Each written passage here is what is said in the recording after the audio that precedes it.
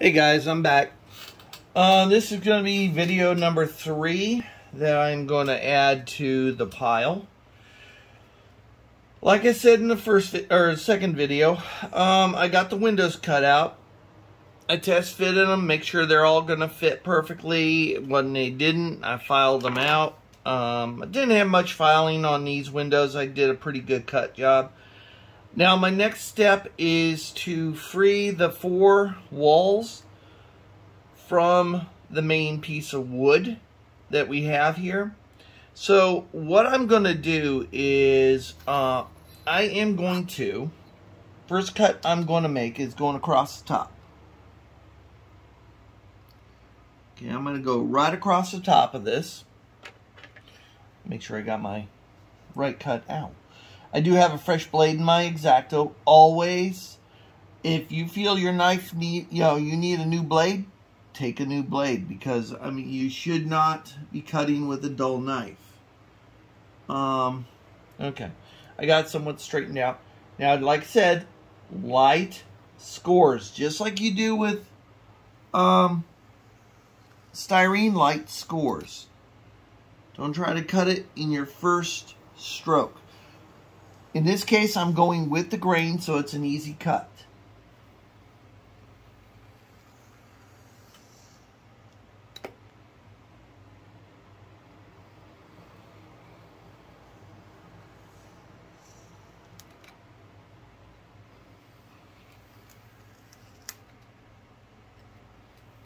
And there we go. Now that could be used for another section of wall for maybe a smaller, shorter building, or for a different type of deal. Now, sometimes you could do, if you want, you could do your peaks with a different type of wood.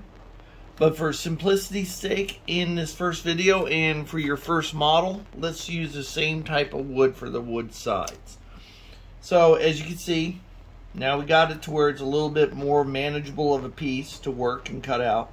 I'm going to carefully remove, this one here don't want to come out too nice.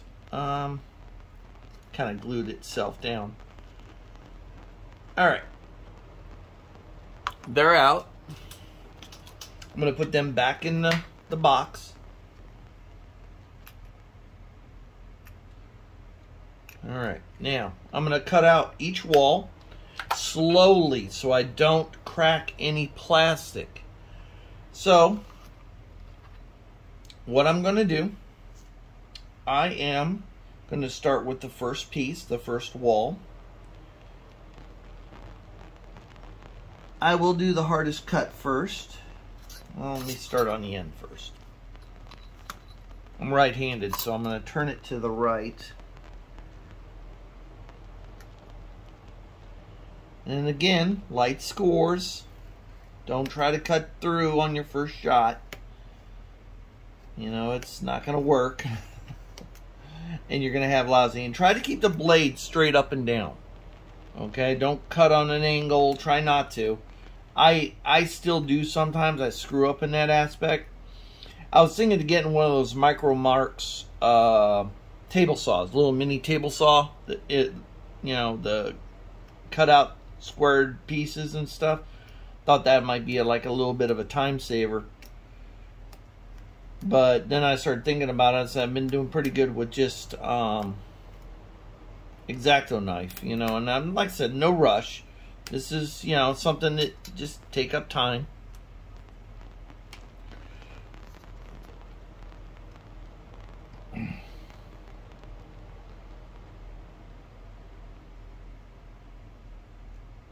And usually when you're building your own models, it's a little cheaper. I'll give you another sense. Not only is scratch building, you can get the buildings you want, but they're also somewhat cheaper.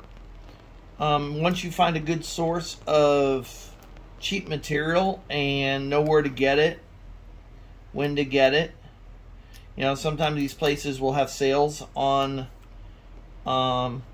stuff, and you can pick it up. Well, here's our front wall. Okay. Now, remember I told you that my front patio which is going to be made out of this wood right here, is going to come out the front. So I am going to make another cut that's going to go across this way.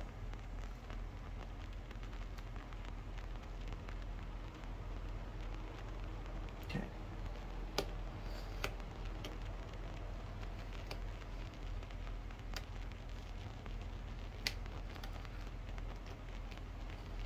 Okay, you're going with the grain. There. Because what's going to happen is the decking is going to come out of it like so. Now, being that this roof is going to come out over the front patio, there's going to be some more patio to the front of this. And this roof is going to come out over it, like I seen on the prototype down the road.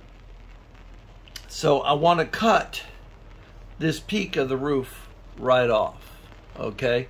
Because that's going to get glued to the ceiling part of the house, and also to give it a little bit more coming forward. So what I am going to do is, before I cut that off, I think what I'm going to do is I will cut the angle first on the roof, like so.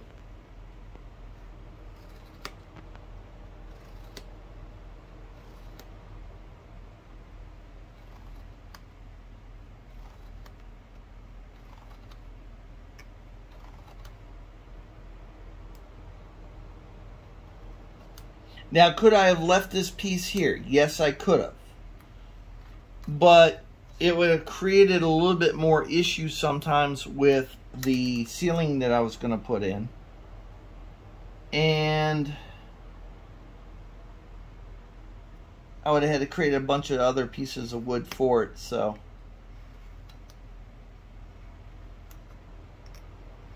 I mean, theoretically, I could draw a light line across here, pop this off, put it over here, and cut a second piece. Which, you know what? Let's do that. Let's leave this on here. Because that would be a good lesson for you to learn on it, and also make the roof a little bit easier to deal with. So what I'm going to do is just a light cut right along the paper here.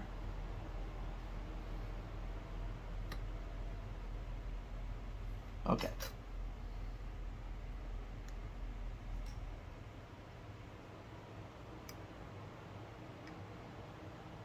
Okay. That would make it a little bit easier to deal with. So I'm going to cut that off. There you go. I think what I'm going to do is I'm going to use this just to save some time. That way when we do the patios, when we do the roof on it, it will have a second piece to it. So we could do that. So again, double check, make sure you got it going the right direction before you use it. In this case, let me sand it square.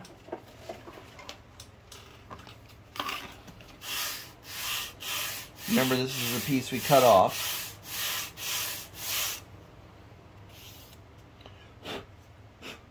Okay.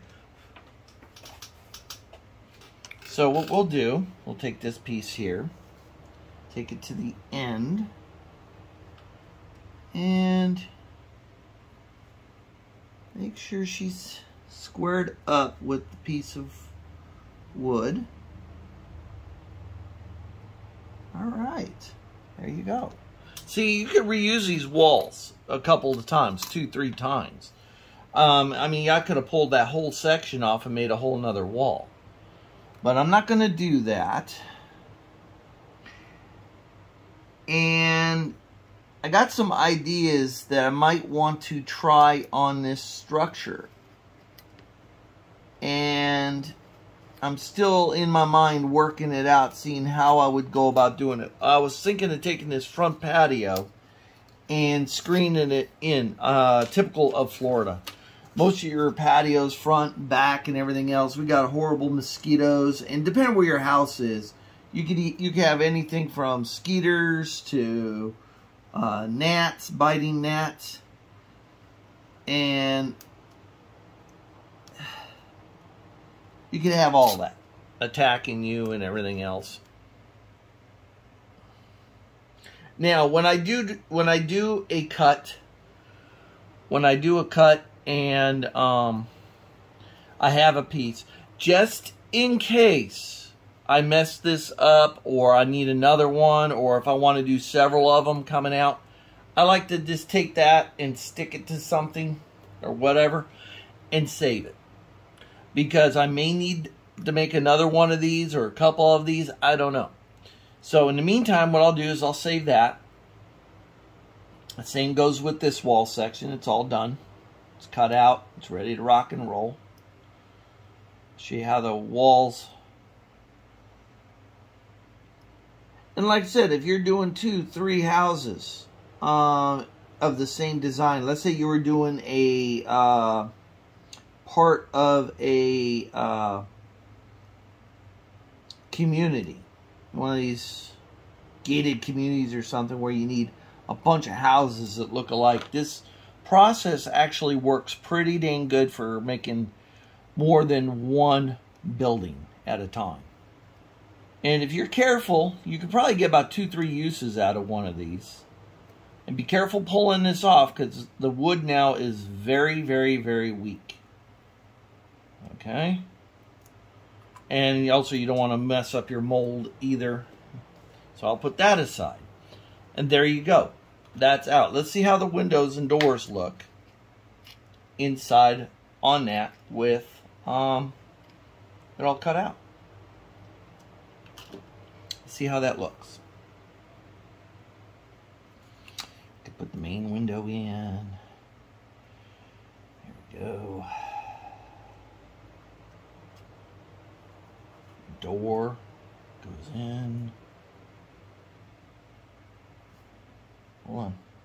I gotta bring it toward me. I'm trying to look at it and stuff, and I don't want you to see in the top of my bald head.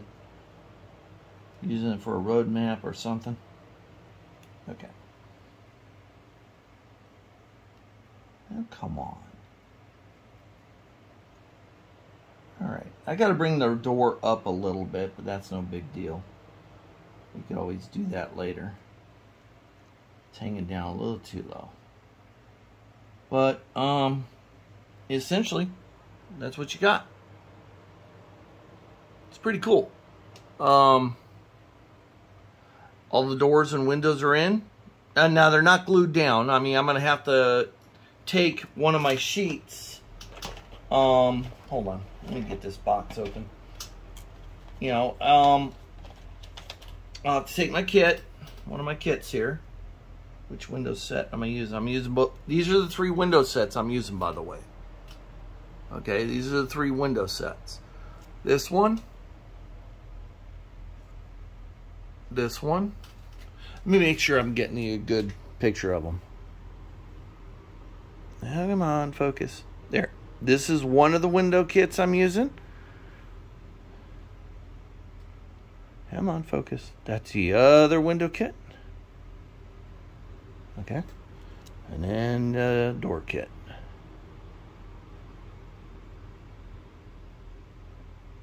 Okay. Those are the 3 main windows and doors I'm using on this. My next structure, I'll show you how to use the Tichy Group windows and doors. They're a lot easier, but you're not going to be able to do the 2-tone paint jobs as well. It's going to require a really steady hand and very little caffeine in your diet to paint those 2-tone. I generally, when I do windows 1-tone, like white, yellow, whatever the color is going to be, I'll use these. But when I want a 2-tone to really dress up the look of the house, I love these 2- and 3-part window kits. They really, really, really work well. And they're fun to mess around with. And then the last video I was telling you about straightening doors and windows up. And like I said, this door hung down just a little too low. I need to bring it up some. So, not by much. So what I am going to do, now you're going to have to forgive my head being in the way, my hands and everything else. I need to come up a little bit.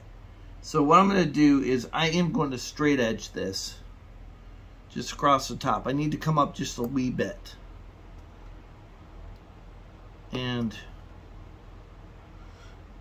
it's not an exact science when you're scratch building, because sometimes, you know, like I said, when you're building a master craftsman kit, see how I cut that little piece out?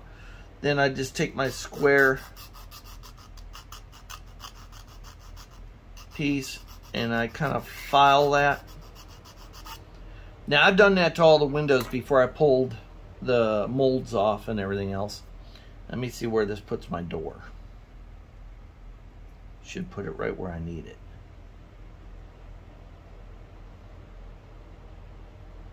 Yep, perfect now. It's nice and square below. You know, when you're doing those master kits, you get a little spoiled when all the doors and windows are pre-cut out for you.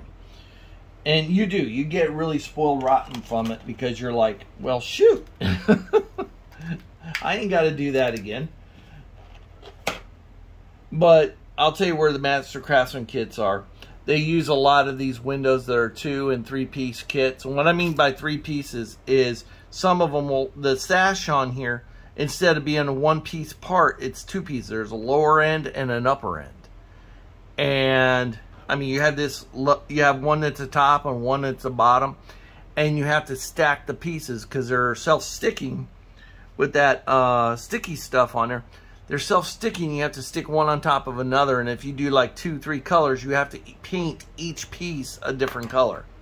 And it's neat. It looks cool, but it can and it will get annoying as hell. I mean, it'll get annoying. You'll sit there and you'll be like, oh my God. And we luck out on this kit too, because I'm gonna put these aside. And we're gonna continue down the road here. I put a line on this before I cut it. I put a line here because I was thinking that if I decided to do 2 different or 3 different types of sidings, because like I said, I'm keeping this one simple. But, you know, you could use something like this to go across the top here. You know, have that kind of dressed lumber going across the top on your peaks. And then on here, I could do a different type of siding. You know, like an addition. Instead of batten board, I can go a bead board. You know, or something completely different. Or I could stucco it. You know, I can go completely different. I could try a different wood. So I always try to break the building up sometimes. In this case, this is following the same model that I got in Trillacucci, that pretty much has all been built at the same time. And I'm assuming he used the same siding from the front to the back and the sides. Well, like I said, he wouldn't let me photograph it, so I really don't know, so I'm assuming.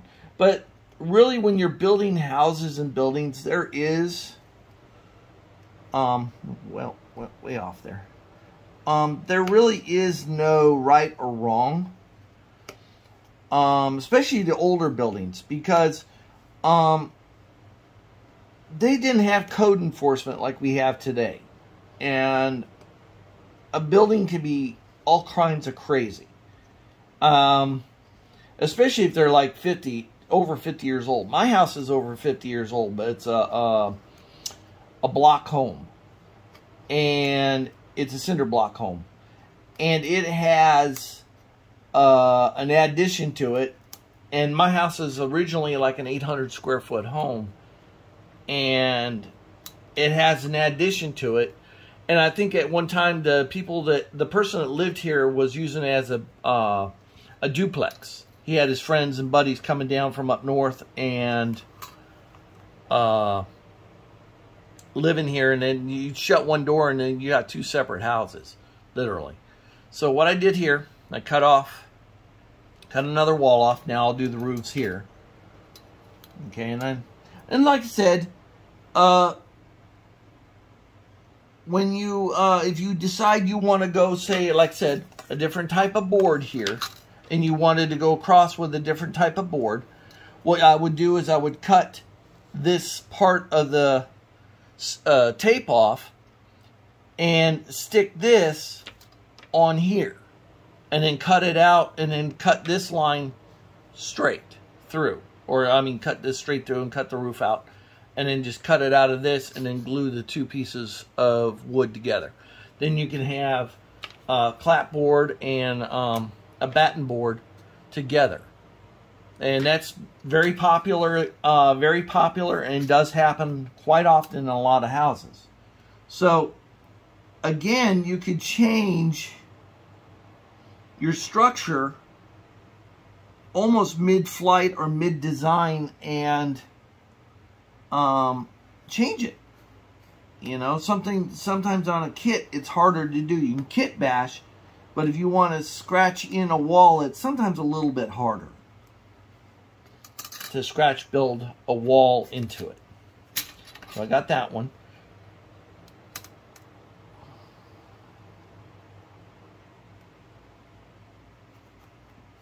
And I can't stress enough, take your time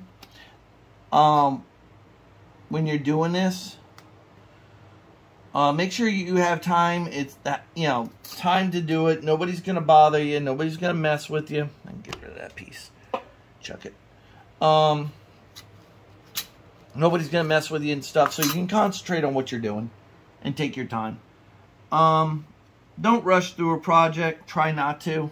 That's my biggest, if you were to ask me what my biggest problem is when I'm building a model, it's I tend to want to hurry up and cut and get through it and boogie through it and stuff. One of my goals, and it's not going to happen this week, is try to build one building a week, or basically every weekend build a structure on a Sunday. And I can, and I have done it, built a structure on a Sunday. I'm not going to test fit the windows and doors on this because I already have when I was cutting them out, as I was cutting them out. And that's what I would suggest you do as you're cutting the doors and windows out. Test fit as you go. And like I said, when you're cutting the openings, it's better to cut them narrower and shorter than you need and then file your way out. Because once you cut too much wood off, it's not that easy putting it back. Okay, and again, I'm sticking the stickers somewhere else just in case I screw this wall up or there is a dimension that is not right on here that I may have screwed up, and it has happened. I could fix it just by changing that. Now I'm going to get the back side of the house, and it looks like I'll have another piece of extra. Okay,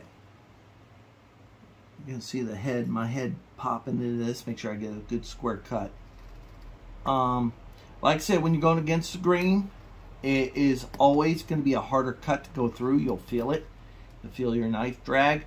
Always make sure you got a sharp tip. Don't be afraid to go through 100 blades. I mean, you know, a sharp blade means faster cuts too, and you ain't got to push down as hard to cut, which that there in itself, you can mess up a piece of wood. Now this is another place where there's going to be a patio coming out, and I think I'm going to leave this one as an open patio because the front patio is going to be enclosed, or I have a roof over it. And I think an open one would be nice too for when Florida falls. When we have a nice Florida fall season weather. You can sit out back there and enjoy it. And like I said, when you're building the house, especially if it's off your own mind, try to think of the area and where you're modeling. Like I said, I'm modeling Florida. A lot of people, especially a lot of the older homes, have bigger porches because our falls are our winters are beautiful. I mean, we don't have much cold weather, but when we do, oh, we sit outside. Right now it's, I mean, this morning was 74 degrees. It was beautiful out. I opened all the windows and stuff like that. Got around noon, I had to shut up all the windows and put my air back on because it got about 80 degrees outside. And I mean, 80 doesn't sound bad, but when you add the humidity and everything else, oh Jesus. So when you build a house or something like that, like I said, dependent on the area, And always think of code enforcement. If it's a modern aged home, think of code enforcement. A lot of guys, I think, over weather sometimes and make a house too run down.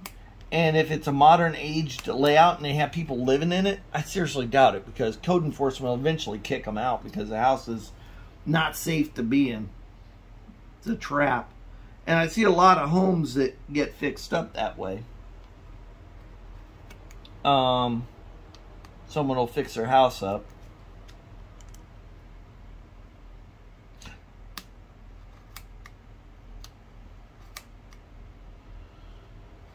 Because code enforcement's busting their balls, pardon my French, on their home, on their living.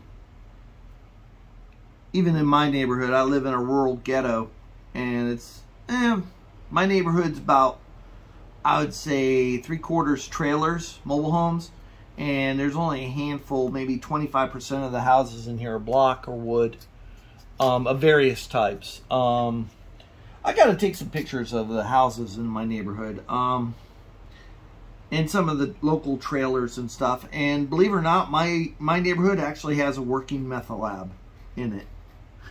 Don't ask me how, don't ask me why. I do not know, and I do not question these people. I want to live peacefully, coexist with these people somewhat. You know, they live about 2-3 blocks away. So, yeah, I live in a rural ghetto. That's kind of a funny term, but it works. This neighborhood has some real serious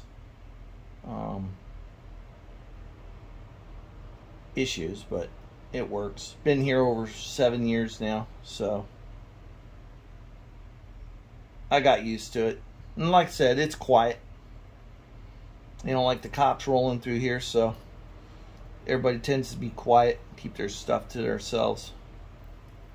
Okay, I'm peeling the side off again. And if you notice too, on the inside of your tape, it'll peel off any of the little hairs and stuff like that. But I'm going to put a lot of that back.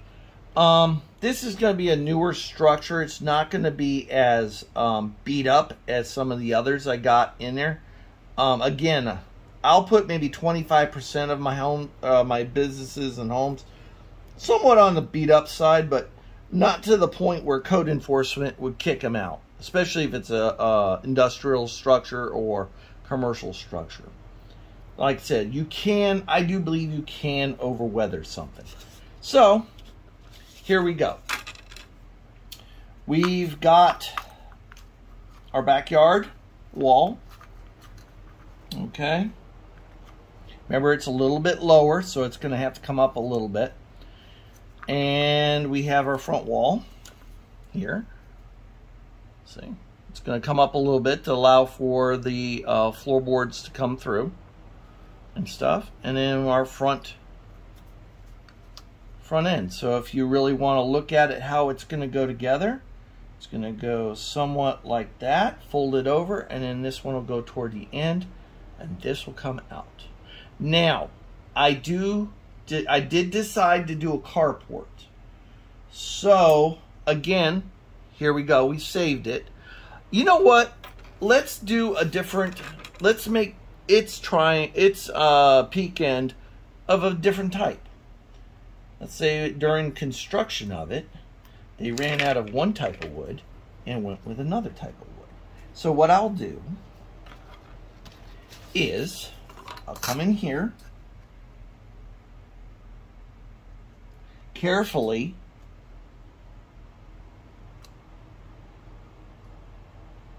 cut this peak out, okay, and then I'm not going to make the carport the whole length of the side of the house, no. Apparently on the prototype he didn't either, and I don't think I would either. Because really, we live in a hurricane state, and carports tend to add more structural when the wind comes in, uplift underneath it, and I noticed more homes get destroyed that way. So here we go. I peel this off. Here's my peak end for the carport. And the woods are going this way, so let's have these go straight up and down. Actually had a house in Spring Hill, Florida, that had stucco walls on the block, but the upper peak was actually wood. It wasn't concrete. And then a lot of them wasn't stuccoed, I should say. So I put it on there. See that? This is the beauty part of my method to my madness here. You really can get away with a lot of different things here. You know what? Let's do something. What am I forgetting, guys? It's easier to do it on the fly.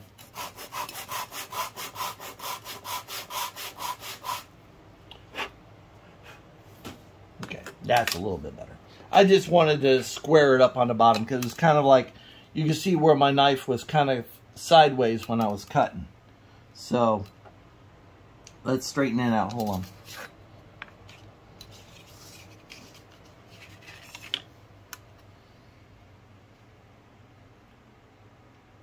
You guys are probably going to get hit with these videos all on Monday because my 4G in this area really sucks. I'm in a hole. I don't live on the river itself with the Lacoochee River, but I'm close enough to the river where I'm down in a hole a little bit. And my cell reception here is about 2 bars, and that's it. So anytime I'm loading or downloading something, it takes forever. So a lot of times I'll wait till I get to work. I got free Wi-Fi there. And on my breaks and my lunch and stuff, I'll do what I got to do or download what I got to load. Unless I'm at somebody's house and they got really great reception, then I'm not paying attention to them. I'm playing around on my phone because I never get a chance to. Probably another reason why I'm so... when I'm building structures, I'm able to build a ton of structures at one time. Or in a couple weeks, I could get a bunch of structures done because I'm not constantly playing on my phone. I'm actually building something. And there we go. There's our other peak. And you got to be careful too, because sometimes the wood will chip on you here, and especially when you get to the edges. So you got to be a little bit careful. Not that it really matters, because you're going to have an overhang of the roof and everything else. It'll disappear. The great thing about N-Scale is it's so diminutive that it's harder to see the errors, like unlike HO or O-Scale or something like that. There you go. See that? And then again, I got another roof piece. So I'm going to put that aside. That's it. All my junk that I'm not using is going over here. This I'm going to save because there's some usable wood. I'm going to take that off. I don't need it. And if worse comes to worse, you always have these pieces too if you wanted to save them.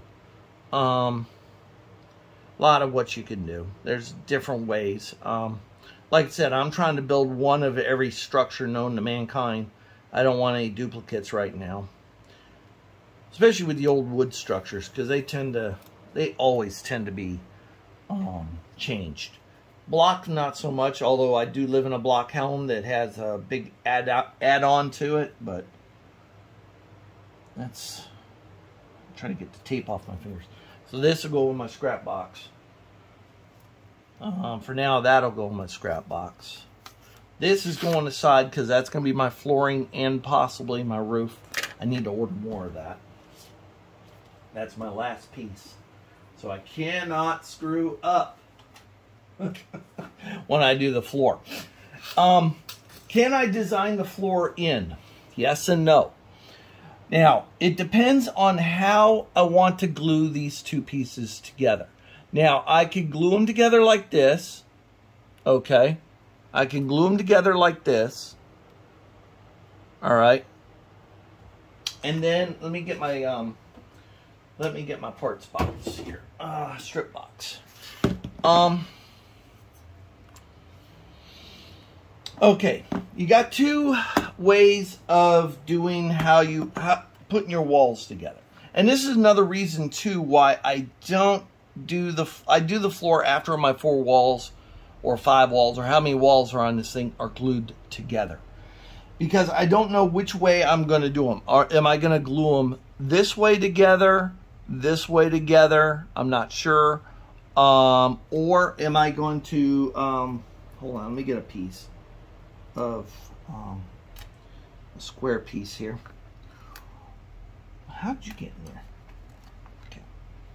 Or I'm going to take something like this, okay, glue on there, and then glue the other piece of wood, you know, glue these on like that, and then glue the other side of the wall to that. That would give you that cap piece on the end. But it also expands and makes your building just a tad bit bigger. Or after I put glue the pieces together, I can use a piece of strip wood like so and like so to hide the fact that I glued them together. Got it? I could go this route and this route when I glue the walls like this, or now where did I put it? Darn it. There, okay. Or, yes, Chris, you are a fool. There we go. Or I could glue it like, you know, a square piece in like that, and then put my other piece like that on the end of the square. I mean, it's 6 of one, half dozen another. One's going to make it wider and everything else. One is going to keep it to the right length. Most of your kits you get, model kits, will be like this. They'll have a key to it to where they'll slide into one another, lock in, and then you use a flat piece of wood to glue onto the edge to make it look like the 6x6 lumber. Okay, does that make sense? Okay, it's one of two methods. Like I said, most of your kits are like this, and then you use the strip wood. Again, I hate repeating myself on it, but it really needs to be said because a lot of people don't know, you know, that it never built a Craftsman kit and they're going to go right straight to scratch building, which is great. I mean, it isn't hard, but then they go, you know, you can go this route. You see what I'm saying? And then you can go this route to kind of cover up the joining pieces. For simplicity's sake, I think when we build this, I think we're going to use strip wood. Okay, so let me see if I got some 1x6s. Yes, I do. Again, this will be the wood we're going to use, 1x6. Okay, let me see if I can get a good picture of that. We'll use that for the corners because it'll be easier for you guys to glue. Okay, that's the part number right there. Okay, we'll use these 1x6s. Northeastern scale lumber, they use HO dimensions. This would be more like a 2x12 in the corner. I do have smaller. I have 1x4s. Again, I don't, you know, don't worry about someone coming up to your house and, oh, that lumber looks bad. No, trust me. Overall, now this would be a scale 1x4, you know, an HO. That'd be a scale of 2x8 in, 2x8 in N scale. I'm looking at the width of the wood and what is going to hide the edge of that lumber a little bit better, and it's going to be the 1x6s. And thankfully I ordered enough 1x6s to be able to do a structure. So I'm going to leave that out, and I do have some scrap ones in here that I am going to use up first before. That's our 4x4. We're not going this route this time, because I think it'll be easier for a first-time person to building to go this other route because it's more natural to you. It'll be more natural to you.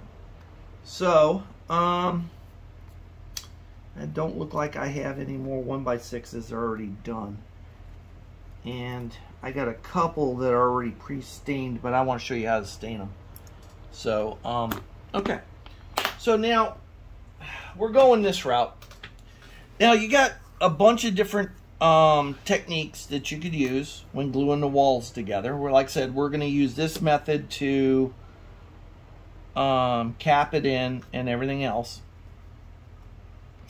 The four corners. We're going to glue the corners probably in this fashion. Okay. And we're going to glue the walls in this fashion. Right there. Okay, well, it's going to go up a little bit because I got the flooring coming out the bottom. Okay. Oh, yes, this is going to be a fun one. And it's going to give you some interesting roof patterns and stuff like that. And then, like I said, we'll have a patio on this thing.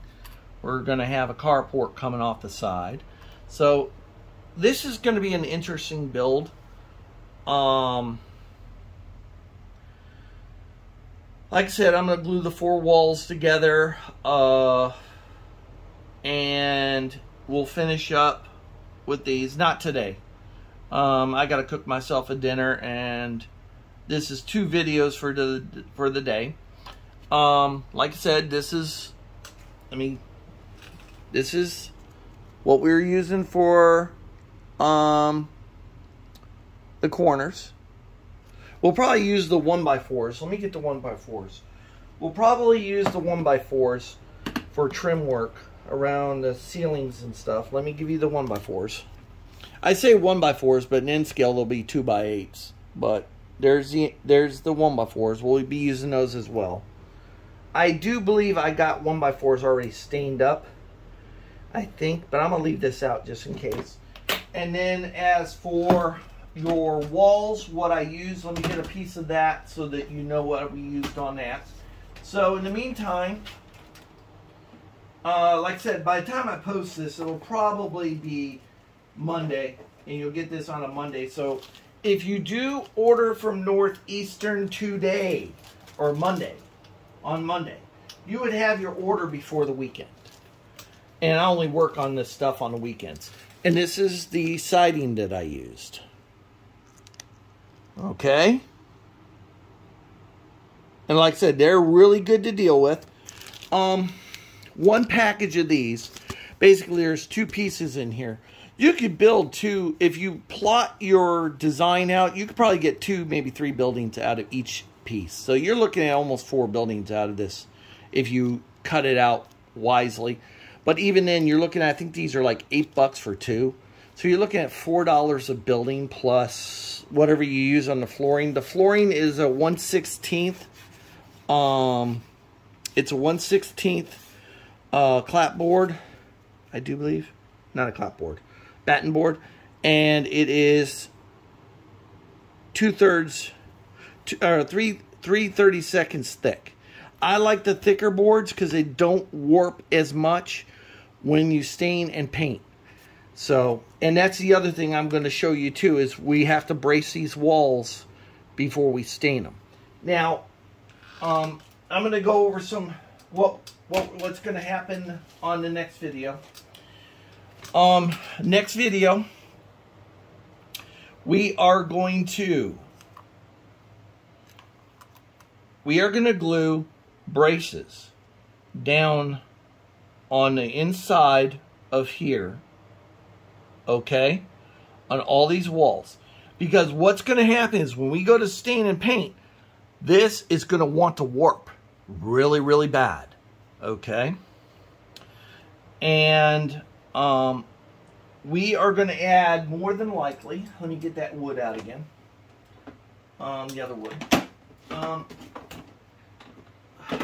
We are going to add on the inside that's not going to be seen. Now, if you're going to attempt to do internal, what the hell is that? If you are going to attempt to do an interior, this will not happen as nicely because you're going to have all this extra stuff. For inside bracing, we are going to use this HO 6x6. you won't have to stain this. But what we are going to do, that's the same piece we would have used for a corner piece if we decided to go that route, but we're not. So what this is going to do is we're going to take these and we are going to glue them in here in such places, okay, between windows and close to the edge.